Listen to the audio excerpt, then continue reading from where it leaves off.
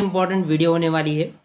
Ortho meta पर hypo and pyro, ठीक है। तो ये कुछ प्रीफिक्स हैं जो इनऑर्गेनिक केमिस्ट्री में हर एक एसिड के नाम के आगे लगाए जाते हैं।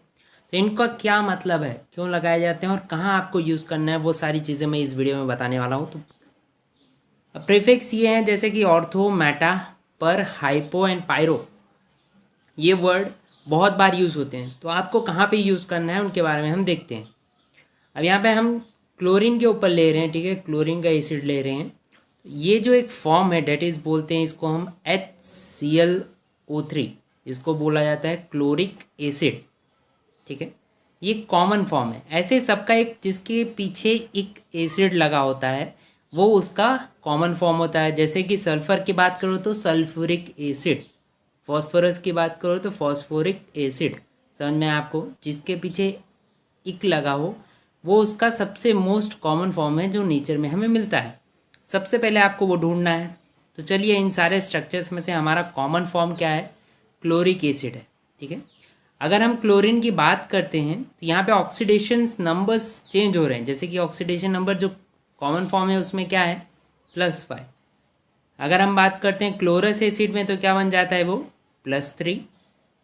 हाइपोक्लोरस एसिड में +1 एंड +7 इन पर क्लोरिक एसिड। तो ये कैसे काम करता है देखिए। अगर मैं ये बात करता हूँ जिसको हम बोलते हैं कॉमन फॉर्म, इक एसिड +5 है, तो आप जैसे कम होगा, ऑक्सीडेशन नंबर कम होगा तो उसके अंदर अस लगाया जाता है। जैसे कि सल्फ्यूरिक एसिड से क्या होता है, H2SO4 होता है। तो H2SO3 आप कर लो तो उसमें सल्फरस एसिड हम नाम डालेंगे। समझ में आया ये चीज़ आपको। जब ऑक्सीडेशन नंबर 5 से क्या बना, +3 बना, यहाँ पे कम हुआ तो इक की जगह पे आपको क्या लगाना होता है, अस लगाना पड़ता है, ठीक है। तो यहाँ क्या बन गया, क्लोरस एसिड। समझ गए ये चीज़। तो ये हमने क्लोरस एसिड बना दिया। अगर क्लोरस एसिड से भी और कम होता है, समझिए +5 था, +5 से ये क्या बना, +3, तो आपने क्या बोला उसको, क्लोरस एसिड, क्लोरिक की जगह क्लोरस बन गया। अब उससे भी कम होता है, क्लोरस से भी अगर कम होता है, देखिए +1 बन गया, तो इसका क्लोरस तो नाम रहेगा ही, पर आगे वर्ड आपको क्या लगा देना है, हाइपो। हाइपो मतलब सबसे कम, ठीक है। तो कैसे हमने देखा, chloric acid is the common form. अगर उससे कम होता है ऑक्सीडेशन नंबर तो उसको हम बोलते हैं क्लोरस एसिड। अगर क्लोरस एसिड से भी कम हो जाता है, लास्ट में आपको जाना है, दैट इज हाइपोक्लोरस एसिड। समझ गए ये चीज़। देन कम्स, अगर ऑक्सीडेशन नंबर बढ़ जाता है, बढ़ेगा तो +5 से यहाँ पे क्या बन गया, देखिए ध्यान से, +7 बन चुका है। अरे +7 बन चुका है मतलब ऑक्सीडेशन नंबर बढ़ रहा है, तो क्लोरिक एसिड वही रहेगा, बस आगे आगे क्या लग जाएगा, पर का मतलब होता है इंक्रीज, हाइपो का मतलब कम, और क्लोरस का भी मतलब होता है कम। ये चीज़ समझ गए होंगे शायद अब भी अच्छे से, ठीक है। यही चीज़ अगर हम लोग फॉस्फोरस के बात करता हूँ, फॉस्फोरस एसिड के बारे में, तो ये जो हमारा है कॉमन फॉर्म जिसको हम बोलते हैं phosphoric acid, that is common form. समझ के, इसका ऑक्सीडेशन नंबर क्या है, +5। अगर ये कम हुआ, जैसे कि हम पीछे सीखे, अगर ऑक्सीडेशन नंबर कम होता है तो अस लगाना है आपको, तो क्या बन जाएगा ये, फॉस्फोरस एसिड, ठीक है। और अगर ऑक्सीडेशन नंबर फॉस्फोरस एसिड से भी और कम हो जाता है तो क्या आपको लगा देना है आगे, हाइपो और फॉस्फोरस एसिड, अस तो रहेगा ही पर अभी हाइपो वर्ड भी आ जाएगा। तो शायद ये चीज़ आपको क्लियर आउट अब यहाँ पे हो चुकी होगी ये टर्म्स, ठीक है। अब एक टर्म होता है ऑर्थो, ठीक है, शायद आपने सुना होगा, ऑर्थोबोरिक एसिड, ठीक है।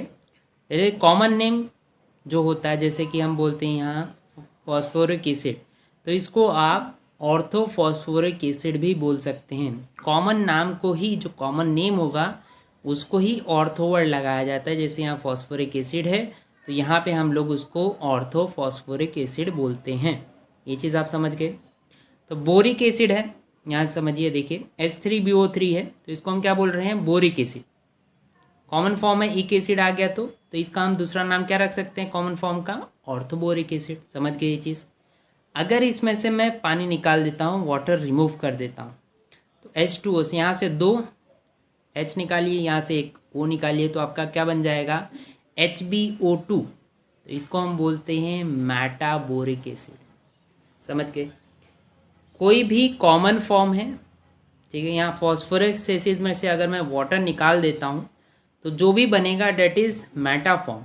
समझ में आया। तो यहाँ कॉमन फॉर्म जो था उसमें से हमने वाटर रिमूव किया और जो बन के निकला हुआ है उसको हम बोलते हैं मेटा। बोरिक एसिड में से बना है तो इसको हम बोलेंगे बोरिक एसिड।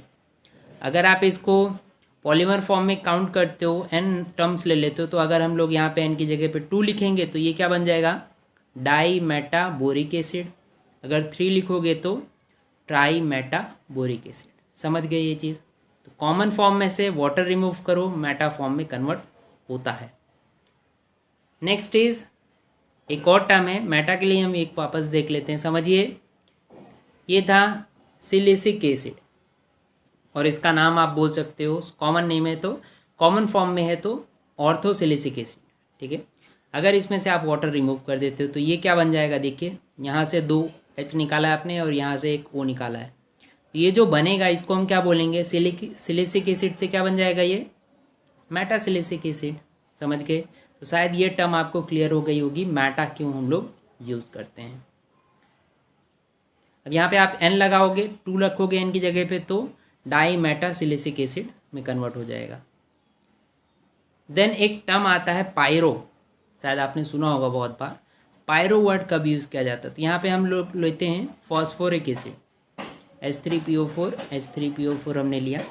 जब कॉमन फॉर्म ऑफ एसिड एक दूसरे के साथ अटैक करते हैं, समझिए आप यहाँ पे H2SO4 ले रहे हो और वो H2SO4 के साथ ही रिएक्ट करता है। समझ में आ रहा है, वो उसके साथ ही रिएक्ट करे। जब वो रिएक्ट करने के बाद जो बनेगा, यहाँ पे ये बनता है, देखिए ये H3 जॉइंट होकर H6 बना, P2NO8। तो ये हमारा सिंपल फॉर्म बन गया दोनों को ज्वाइंट करने के बाद।